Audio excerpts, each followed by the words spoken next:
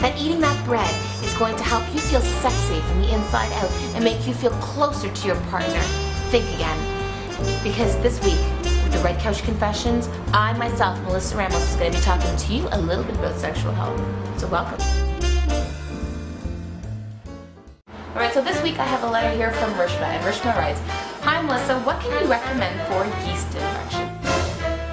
They obviously put a halt to any activity in the bedroom, and I'm sure it can be related to health, both the cause and the remedy. I also have been told by ex-boyfriends that what we eat can make oral sex more pleasurable for them. Are there foods that can make oral sex better?"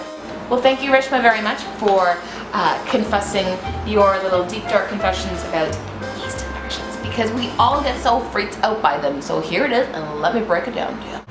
So for the most part, yeast infections generally have to do with, you guessed it, digestive health.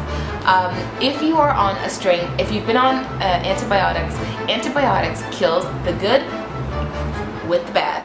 Also take a good strong look at your diet. How has your diet been lately? Have you been on a bender on those patios lately? Because alcohol converts into sugar. Have you been eating a lot of sugar? Have you been eating a ton of carbs, a lot of dairy? These are all foods that are going to create a very poor environment in your digestive tract. Here are my possible sexy food therapy remedies, starting with number 1.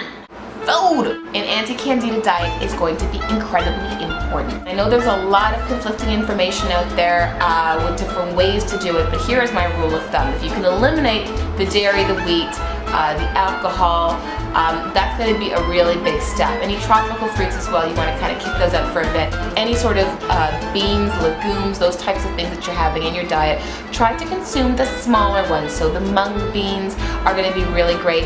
Lentils are going to be awesome because they require less of our digestive system, less power from our digestive system to break those foods down. But you can have small amounts of, say, fruit like berries, pear or apple, but very tiny amounts of them. The majority of your plate should make up greens. Number 2, we're going to talk a little bit about supplements. You want 3 to 4 things in your anti-candida protocol, and here's mine, and I'm giving it away to you for free. Number 1 is probiotics, and I would take them at breakfast. Probiotics means for life. It helps to re-inoculate the good bacteria that sometimes is taken away with antibiotic use or a very poor diet. Number 2, I would use bentonite clay. Bentonite clay is a liquid, and yes, it is clay, and you mix it in 1 tablespoon with a teaspoon of fiber in some water, mix it up. You can even shake it up in a shaker cup. Slick that back about 20 minutes before breakfast. What that does is it helps to pull all that bad, gross candida away from those intestines and flush it out. The 3rd thing on your supplement plan would be a good antifungal, and there's a ton of different ones out there, from olive leaf extract, from grapefruit seed extract, and also from garlic. Okay, so the last thing that I wanted to be able to say about yeast infections is they can be sexually transmitted. There are creams and suppositories, both for men and women. And women can use the creams topically as well, that have great antifungal and probiotic qualities within the cream and the suppositories that can give you relief so you can get back in those sheets. Alright, so Rishma, one of the things I love about your 2-parter question is that they actually relate. The whole idea of gut health and how, you know, your environment is down there, and even how you taste down there.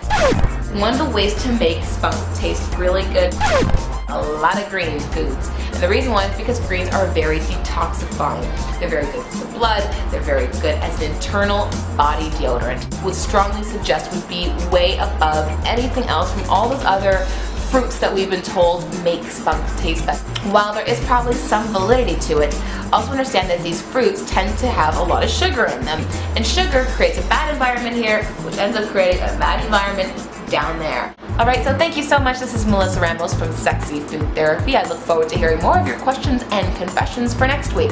In the meantime, give us some love and share this video just down below the video. And also, if you have any comments about it, I mean, let's talk, let's chat, and let's have a little open discussion, because hey, these are questions that people don't necessarily want to ask, but that I will definitely answer. Thanks a lot. Have yourself a healthy, happy,